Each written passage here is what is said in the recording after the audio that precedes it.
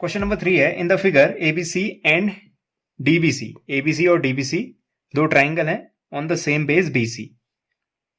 ए B C, ये ABC है, और DBC, D B C, same base BC पे क्या है, ये दो ट्राइंगल हैं, ये बेस बीसी एक ऊपर को बना हुआ है, एक ट्राइंगल नीचे को बना हुआ है। तो इफ ए डी, ठीक है, ए डी इंटरसेक्ट करता है बीसी को, कहां पे, ओ पॉइंट पे, बीच वाली लाइन बीसी है, ए डी बीसी को ओ पॉइंट पे इंटरसेक्ट करता है, सो दैट, तो हमको क्या शो करना है, हमको शो करना है कि जो एबीसी ट्राइंगल है, एबीसी, इसके ऊपर वाला ट्राइंगल एबीसी और नीचे वाला ट्राइंगल डीबीसी, दोनों का एरिया क्या है, एरिया का रेशियो एओ अपॉन डीओ के इक्वल है, एओ अपॉन डीओ के इक्वल है। ठीक है, पहले हम इस पर थोड़ा सा कंस्ट्रक्शन कर लेते हैं। कंस्ट्रक्शन हमने क्या किया, कंस्ट्रक्शन में हमने परपेंडिकुलर ड्रॉ किया, ए से एक ट्राइंगल एबीसी था, उसके ए वर्टेक्स से हमने ये जो बीसी है उसके बेस पे एक परपेंडिकुलर ए ई ड्रॉ किया। ऐसे ही सिमिलरली हमने बीडीसी जो ट्राइंगल था उसके डी वर्टेक्स से सामने वाली साइड जो बीसी थी एफ पर, वहां पे क्या किया, परपेंडिकुलर ड्रॉ किया। तो होगा क्या, एक दो छोटे ट्राइंगल फॉर्म होंगे। ठीक है, अगर मैं इन दोनों ट्राइंगल को क्या कर लेता हूं, सिमिलर प्रूव कर देता हूं। स्ट्रेटेजी क्या है मेरी, स्ट्रेटेजी मेरी ये है कि मुझे इन दोनों का एरिया क्या करना है, दो ट्राइंगल का एरिया आपस में उनका रेशियो एओ अपॉन डीओ के इक्वल करना है। तो वो कैसे होगा, पहले मैं इन दो छोटे ट्राइंगल को क्या करूंगा, आपस में सिमिलर प्रूव कर दूंगा। दो ट्राइंगल सिमिलर कैसे प्रूव होंगे, देखो अभी मैंने क्या किया, ए और ये जो डी एफ है ये क्या कर रखे हैं, परपेंडिकुलर ड्रॉ कर रखे हैं। परपेंडिकुलर होंगे इसका मतलब ये जो एंगल है वो 90 डिग्री के हैं। और अगर आप ध्यान से देखोगे ए डी और ये जो बीसी वाली लाइन है वो इंटरसेक्ट करी ओ पॉइंट पे, तो जब भी दो लाइन एक दूसरे को इंटरसेक्ट करती है किसी पॉइंट पे, वहां पे अल्टरनेट इंटीरियर एंगल बनते हैं। तो ये जो एंगल है वो इस एंगल के इक्वल होगा, क्योंकि ये, सॉरी अल्टरनेट एंगल नहीं, vertically opposite angle, vertically opposite angle क्या होंगे, आपस में इक्वल होंगे। तो ये दोनों इक्वल हो गए और ये दोनों इक्वल हो गए। किसी ट्राइंगल में, किसी दो ट्राइंगल में अगर दो एंगल इक्वल हो गए हैं तो बाई ए सिमिलैरिटी से दोनों ट्राइंगल क्या हो जाएंगे, सिमिलर हो जाएंगे। इस सिचुएशन से ये दोनों ट्राइंगल सिमिलर हो गए। अब अगर सिमिलर हो गए, अगर जैसे ट्राइंगल सिमिलर हो जाते हैं तो क्या कर सकते हैं, उनके तीनों एंगलों को इक्वल लिखा जा सकता है, करस्पॉन्डिंग एंगलों को, साथ साथ उनकी करस्पॉन्डिंग साइड्स के रेशियो को भी क्या होते हैं, आपस में इक्वल होते हैं। इस वजह से मैं क्या कर सकता हूं, मैं रेशियो तब लिख पाऊंगा ए ई अपॉन, जब मैंने इन दोनों ट्राइंगल को क्या कर लिया, सिमिलर प्रूव कर दिया, उसके बाद मैं ये लिख पाऊंगा कि A E ratio D F is equal to A O, ये ओ यहां आंसर में दिख रहा है ना, ए ओ अपॉन ओ डी। ठीक है, ये मैं लिख पाऊंगा। अब बस मुझे क्या करना है, एरिया ऑफ ट्राइंगल एबीसी का रिलेशन या तो ए ओ अपॉन डीओ के साथ निकालूं, या फिर ए ओ अपॉन डीओ, अभी ए ओ अपॉन डीओ किसके इक्वल आया था, इन दोनों का रेशियो किसके इक्वल आया था, ए ई अपॉन डी एफ के। ठीक है, तो या तो मैं इन दोनों के इक्वल डायरेक्ट निकाल पाऊंगा, या फिर मैं ए ई और डी एफ के रेशियो के इक्वल निकाल पाऊंगा। इसको करना शुरू करते हैं, करते करते आपको इजिली ये साफ होते रहेगा कि कौन से स्टेप से हम कहां पहुंचने वाले हैं। गिवन में हमको जो दिया हुआ है, गिवन में दे रखा है दोनों ट्राइंगल का सेम बेस है, triangle ABC and triangle DBC have same base, have same base, क्या है बेस, BC। ठीक है, ऐसे ही हमको जो प्रूव करना है, प्रूव क्या करना है कि area of triangle ABC, area of triangle ABC upon area of triangle DBC, ये क्या है, AO अपॉन DO के इक्वल है। कंस्ट्रक्शन से हमने क्या किया, कंस्ट्रक्शन हमने AE परपेंडिकुलर ऑन BC, ठीक है, AE BC पे क्या है, परपेंडिकुलर है, draw AE perpendicular to BC, साथ ही साथ BC पे दूसरा परपेंडिकुलर D से जो डाला DF, also DF perpendicular on BC।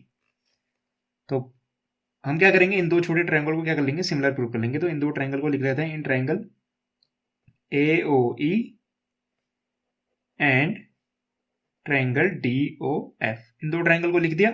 तो angle AEO is equal to angle DFO, दोनों कितने डिग्री के होंगे, 90 डिग्री। एंगल AEO और DFO दोनों 90 डिग्री के हैं, क्यों है? क्योंकि ये दोनों क्या थे? परपेंडिकुलर थे। परपेंडिकुलर की वजह से क्या होंगे? 90 डिग्री का एंगल फॉर्म होगा।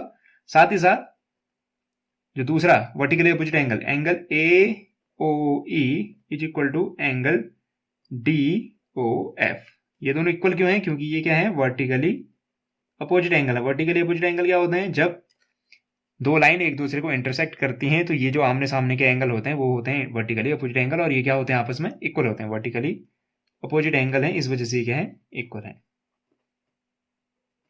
तो जैसे ही दो ट्रायंगल में मुझे दो एंगल इक्वल मिल गए तो मैं इन दोनों ट्रायंगल को क्या लिख पाऊंगा? Similar. Is similar to D O F. कैसे लिख पाया? By A similarity. A similarity की वजह से मैंने इन दोनों ट्रायंगल को क्या लिख दिया? सिमिलर। अगर दो ट्रायंगल सिमिलर हैं तो उनकी करस्पॉन्डिंग जो एंगल्स होते हैं वो क्या होते हैं? आपस में इक्वल होते हैं, पहली चीज। दूसरी चीज, उनकी जो करस्पॉन्डिंग साइड का रेशियो होता है वो भी आपस में इक्वल होता है। फिलहाल मुझे जो साइड्स की जरूरत है मैं सिर्फ उन्हीं को लिखूंगा।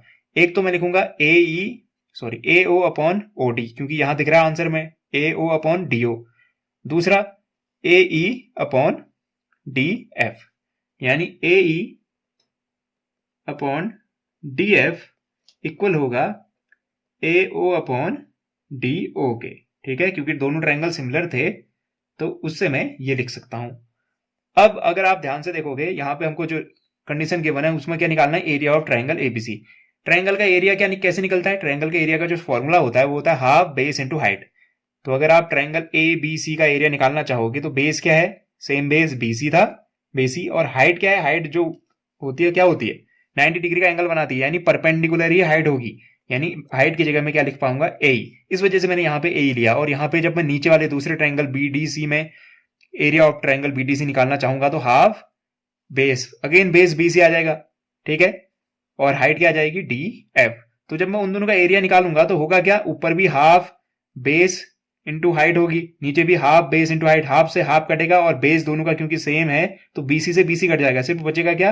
ए ई अपॉन डी एफ। और A E upon D F तो किसके इक्वल है? ए ओ अपॉन डी ओ के। तो A E upon D F area of ABC और area of D O F DBC के रेशियो के इक्वल होगा। तो तीनों चीजें क्या हो जाएंगी? आपस में इक्वल हो जाएंगी। इस चीज का इस्तेमाल करने वाले हम। तो मैं क्या लिख सकता हूं ऊपर वाले ट्रायंगल एबीसी के लिए?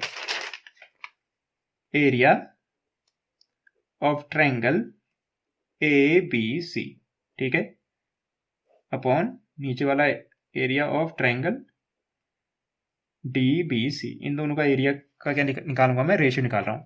ऊपर वाले के लिए फॉर्मूला होता है हाफ बेस क्या है? दोनों का बेस सेम था, बेस बीसी है, नीचे भी हाफ इंटू बेस, दोनों के लिए बेस सेम था ना? सेम बीसी, बेस सेम था, बीसी बीसी। हाइट बदलेगी दोनों के लिए, दोनों की हाइट चेक करते हैं। एबीसी के लिए हाइट क्या होगी? जो परपेंडिकुलर बनाते हैं वही हाइट होती है। तो ए ही हाइट हो जाएगी इसके लिए और नीचे वाले के लिए हो जाएगी डी एफ। तो यहां पे हम लिख देंगे ए ई और यहां पे लिख देंगे हम डी एफ। अब हमें क्लियरली दिख रहा है हाफ से हाफ कैंसल आउट, बीसी से बीसी कैंसल आउट, सिर्फ बचेगा area of triangle ABC upon area of triangle DBC equal to A E upon D F. इसको इक्वेशन सेकेंड कह देते हैं और इसको इक्वेशन फर्स्ट कह देते हैं। तो मैं यहां से लिख दूंगा एरिया ऑफ ट्रायंगल एबीसी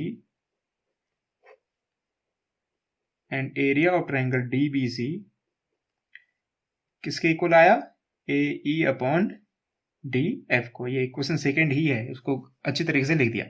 तो मैं क्या लिख सकता हूं? From equation first and second, from equation first and second क्या लिखा जा सकता है कि भैया area of triangle ABC upon area of triangle DBC का जो रेशियो है वो किसके इक्वल है? ए ई अपॉन डी एफ के। लेकिन ए ई अपॉन डी एफ किसके इक्वल है? ए ओ अपॉन डी ओ के।